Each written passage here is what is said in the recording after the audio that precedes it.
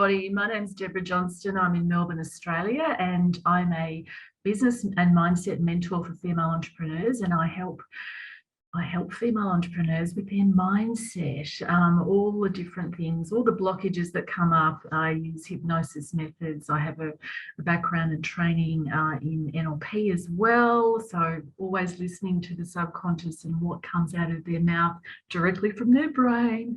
But also I use a lot of business strategies as well to help them understand and learn more about their business and how they can fully step into and own what it is that they have in business and how they can actually expand that and fully be successful as they deserve as women and share what they love and what they know with the world. And business strategies, so many different ones with all the different experiences that I've had. This is my third business, and 25 years in business, actually, over a period of time, including corporate, when I was a sales and marketing consultant in corporate. Left that years ago, and I'm a maverick. That's my number one. Number two, celebrity. So I had to say yes to this invite. Thank you, Denise and Mara. And also a romantic. So I like all pretty things. If I could show you my lounge room, it's full of pink, lots of pink and silver. That's my kind of thing. So that's me. So the first round of questions, and Kira, we're going to start with you. Kira, then Natalie, then Deborah, Gemma, Kim, and then Helen, you're going last on this one, is when you got the quiz results for SMA, was it a surprise, or is this something that you've always known about yourself, that you like to break rules? Have people, told you, or have you gotten negative feedback from it? Or, was it a surprise, or did you just go, yeah, that is me? Yes, I did the quiz 2 times or twice as well. Actually, when I first started following you, Denise, about 4 or 5 years ago, and then I joined bootcamp last year. 2020, actually, I joined. So yeah, I'm a maverick, and I've always had this kind of rebellious kind of trait in my personality. I've got had a very strong-willed mother, and I'm very grateful for her. And what that's meant in my business is I've kind of pivoted and done a whole lot of different things in my life, in my career. There's always been a sales and marketing selling component, and like when I was working for somebody else, and then now that I'm in doing my own business, I find sales a bit of a struggle, to be honest. I like it and I'm successful doing it, but I have to really push myself and my limits to really, make that happen more and more often. So as a maverick, I tend to come up with kind of, how can I say, really, I sort of pull things out of the sky, if I can sort of put it like that. With some of my clients, they'll be telling me certain things that they want to achieve when I'm mentoring them, and I'll say to them, but what about, have you tried this, or have you thought about that? And they're like, oh no, I haven't, but I think I might. Oh, that's a good idea, right? So then they do that. So that I'm using sort of the maverick in that sense. I'm sort of, empowering myself, I suppose, in that regard, and that's helping my clients too. So that's kind of expanding that area. From a celebrity and romantic perspective, I was a very shy child, incredibly shy, like terribly. It's on all of my school reports. So as a celebrity, I really, now that I know that, and I've kind of had permission, if you like, it's really good, because I really love the whole idea of that. And now that we're online, it's just so much easier. So, I don't know if that answers your question, but that's just sort of what's come to mind right now. So, the whole community of bootcamp has been fantastic. I just love hearing and seeing and watching all the different development people are having, and all the ahas and all the different things that come up, and all the different mindset blocks people have, what they get stuck with, and all the wonderful success women are having. It's just, being in the community is just wonderful. It's gold to me, and I really love that the most out of bootcamp. And my third archetype is romantic. So I love all the wafty feminine things, all about self-care, self-nurturing. If anything, it's a bit too chillpreneur for me in some cases, because I need to give myself more of a blast of energy to really move through that and be more energized and focused on my business a bit more. So the romantic pulls me down sometimes to, not be as motivated as I could be, because I'm always coming up with ideas, being maverick. Yeah. So the next question, and I've put it in the thing too, of I want you to think back to your childhood. So Kira, you've already mentioned too that, you know, was it your mum or your grandma that called you Miss Missy? And I want to hear like even more about this stuff, right? So we're going to start with Natalie, and I want you to think like, where has this come out? Because for some of you, I'm hearing it's not necessarily about rebellion. For some of you, it's about being bold or courageous, or you know, seeing things that don't work, or being extra, or sparking a flame in something. So think back to some of this comes out really early, you know, like at preschool, you go, no, this is stupid, I'm not going to do it. Or you led a rebellion in your primary school because of, I don't know, some stupid rule. And then the thing that came out too, what are your family, did they have a nickname for you? Did they ever say things like, you know, it's your way or the highway? Or, you know, you can't have your cake or eat it too. So, or were you called stubborn, or, you know, just where did it come back? So just think about that from a young age. Where did that little baby maverick come in? We're doing Natalie first, then Deborah, Gemma, Kim, Helen, and then Kira, your last on that one. When I'm not sure, is it my turn? Yeah. When I was a little girl, as a little maverick, I was very shut down and very shy, and my dad wasn't the nicest father, as in, well, when I say that, what I mean is he worked a lot. He was hardly ever there. So I learned at that age, hard work meant going to work really early in the morning, getting home, not engaging with your family, and kind of punishing. So my father, what he did is, if I didn't eat all my dinner, and I've never actually shared this online, so this is a big thing for me, I've done a lot of healing work on it, but if I didn't eat all of my dinner, every night my father would literally lock me out of the house, and I'd be outside in the dark on my own crying, and then I would hear my parents arguing about that because my mother disagreed with him furiously. And therefore, I was just completely shut down. I just didn't feel heard. And if I wanted to go inside the house, I had to go around to the other end of the house in the dark, alone, frightened in the dark, and knock on the door, and my mum would let me in. And then my parents would argue even longer. So I've done a lot of healing work on that. So that's fine. I can talk about it without the tears. But it had a very, very strong imprint on me. So it wasn't until I was probably I was bullied at kindergarten and primary school and high school by the same girl. And it wasn't until I was about 21 when she actually apologized to me at a party. That's a whole other story. But it wasn't until after that that I started to really feel like I was coming into my own full power house. And from there, I then became certainly more assertive. I realized that I was not wrong as such. It was her that was wrong. It was my dad that was wrong as a parent, and that parenting style was not okay. And all of that came out when I did a lot of healing work and meditation and various other things. But generally, like, apart from all of that I just described, as a little maverick, in my heart of hearts, I wanted to do big things. I wanted to drive aeroplanes. I wanted to be a Qantas pilot at a small age. Like, how incredible. So I didn't do that, but I wanted to. So there was a whole lot of ideas that I had as a small little girl, and my mum at the time was selling Avon door to door. And she used to bring home all of the makeup and perfume samples. So I used to pretend, as a little girl with her bag, with her Avon bag, I used to go and knock on people's doors selling Avon, pretend to all of the children. And I even used to write out the receipts, you know, like incredible. So, you know, I remember that just the other day, like how incredible I was selling then as a little girl. And then when I was a teenager in high school, I hated school. I would make up any excuse I possibly could to not go to school.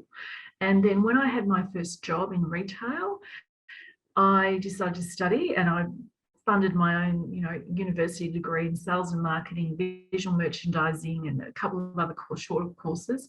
And I realized that, oh my gosh, I really love studying and learning stuff, but I just needed to be learning and doing the things that I wanted to do, not what society was, making me do by go to school, so to speak, and learn all these subjects that I found really terribly boring. So I've always been very studious as a maverick, but in my own way, not the societal way as such. And so that maverick, part of my personality, really, when I look back, and I'm really glad you asked that question, Denise, because that's really interesting. Going back to the early days of the little maverick, when I was so timid. Even all of the family outings and things, I was always the little girl who used to sit by my mum's side all of the time, because I was obviously frightened of men, because I had the role model of my dad who was going to punish me. Like, he never physically punished me. There was none of that. And he would always buy us nice gifts and all that kind of thing. It was all fine. He was a good provider. But as far as the psychological, that really had a huge impact on me. And I think the bullying, and that sort of set up the whole victimhood as a small little girl, and hence I attracted this awful girl at kindergarten, primary school, and high school. And so that that was really interesting how that sort of played out, I guess, over the years. But now, as an adult, as a maverick, those days are over, and now I'm here to I still step into my own thing and do my own thing a lot of the time. And some of my friends just don't get it. They're just like, oh, so you run a business? Like, what is it? And they might ask me 15 times. It's like, well, I told you that last time. Like, why are you asking me again? So it's one of those things where I just do my own thing a lot of the time, and some people don't understand that. And in all honesty, in my heart of hearts, I feel a bit misunderstood sometimes, because I know I've done lots of different things, and I know I'm good at stuff, and I'm not not boasting, but I know I am. I know I'm really good at stuff, and that keeps my fire in my belly moving forward. And yay to being a maverick. Yes, power. So thank you. Where is this showing up in your business? So here's the question, and I'll just put it in the comments, is like, how is your maverick showing up and sabotaging your business? But what was the aha around SMA for that? And so I've got a couple of things here of like, have you burnt it all down? Have you gone into risky spaces? That Gemma, what you were saying about wanting to test the roller coaster, which was just perfect for a maverick, right? Because it's like the comfort of the roller coaster. Or is it going, I am not going to do that, even though it would be useful for me. So going to that extreme, or just going, that's stupid, or worrying about the roles, like what you just said, Kira, there about, I want to do things differently. I don't want to do the same role as anyone else. So like, where is that sabotaging you in your business specifically? And, were there any ahas that you got around that shifted things? And Deborah, you're first on this one, and then Gemma, and then go around, and then Natalie, you're last on that one. So my sabotages as a maverick, and all the things we just discussed, I'm just sort of thinking out loud here. And I think probably because I want to do a few different things. I'm actually putting together a new opt-in, and it's a quiz. Oh my gosh, it's been going on for about 3 or 4 weeks, and I keep changing it because I come up with another idea. Of course I do, because I'm a maverick. So that's kind of sabotaging myself, because I really wanted to get it out there and finished by the end of February. So that didn't happen, did it? So anyway, that's one of the sabotages. I'm also writing a new mentoring program. So again, I'm wanting to incorporate a few new things in that. And again, that's taking a bit longer because I keep coming up with ideas, right? So that's a bit sabotaging in itself, even though I know it's going to be great. I'm a bit of a perfectionist, self-confessed Virgo perfectionist. So on that, so that's sort of sabotaging my thing with that. But also, I think sometimes as a maverick, the first thing that comes to mind is I tend to overthink stuff. And I wonder if that's also a bit of perfectionism. I'm really trying hard to, not that, it's not the perfectionism, it's more the maverick that's sort of yelling out and saying, no, but what about this? No, but that'll be better. Oh, and it's like, far out. I just need to actually just focus and get this thing done, without overthinking it so much. And also, a lot of the time, I with SMA and all the different, classes within Money Boot Camp, sometimes I look at that and I think, oh, no, I need to do it again, when I really should be just satisfied with what I'm doing, and just don't keep doing it all the time, and staying stuck in that. Again, I love learning, and based on that maverick story I mentioned before about learning stuff that I love to learn rather than what society was expecting of me. There's one thing I just want to share quickly that I just remembered, is that when I was a little girl at primary school, I was so good at school in grade 2 that I only did 3 or 4 months of grade 2, and then they put me into grade 4. So I missed a whole 18 months of grade 3 and went into grade 4 and was like top of the class. So it was like, I don't know how the hell that happened, but it did, given, my home life wasn't as harmonious as what it could have been compared to other kids. But anyway, that was interesting to have as a memory to come up. So from a sabotaging point of view, overthinking, naughty girl. I got to stop that. So that's one of my things. I'm really conscious of it. And in my business, just get in, create the stuff, put it out there, do it, girl. Just get it finished, and put it out there. So, and your books, both of your books, Denise, Chillpreneur and Get Rich Lucky Bitch, those books have really helped me, realize that too, by reading them and just saying, come on then, just get it out there, just put it out there. So that's been really useful. So thank you. Oh man, I wish we could just talk for hours more. Honestly, there's so many places that we could go here. I want to know. Yeah, we're just talking then in the threads about like having to do short-term stuff because you get resentful or you feel like you're in handcuffs for having to do those long-term things. And that's the power of the maverick, right? Is that you can sell anything, doesn't mean you should. You can do lots of things, doesn't mean you should. But the thing that I guess I want to leave you guys with too is the power of technology is so good for mavericks, because maybe as a kid, God, so many of you like youngest in the class because you got bumped up. So you were the different one. And the cool thing is now with the internet is that we can go and scoop up all of those different ones from all around the world. There's literally, no limitation to who you can serve. And we can use that as an amplification, and we can use the automation to support all of those things so you can create that freedom, but without literally burning everything down and, finding those short-term team members or batching things in your high energy times, but you need the infrastructure behind you to do it. And so when we talk about simplicity, maybe it is things like the all-in-one Kajabi thing. So then you don't have the complication of lots of things.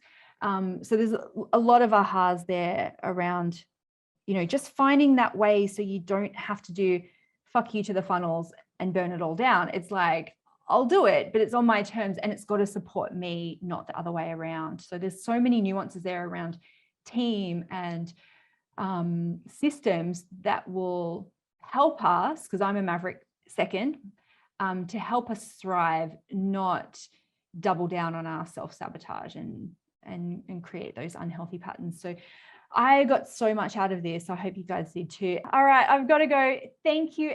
Honestly, thank you so much for your time and your generosity, guys, and your ideas and your just activating energy. I just appreciate it so much. And I can't wait to see you guys in SMA.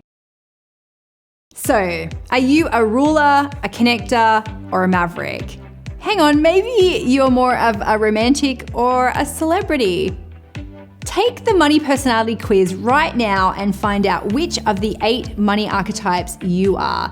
And then I'm going to teach you how to profit from your strengths and make money in your business based on your natural personality. Click below and find out more.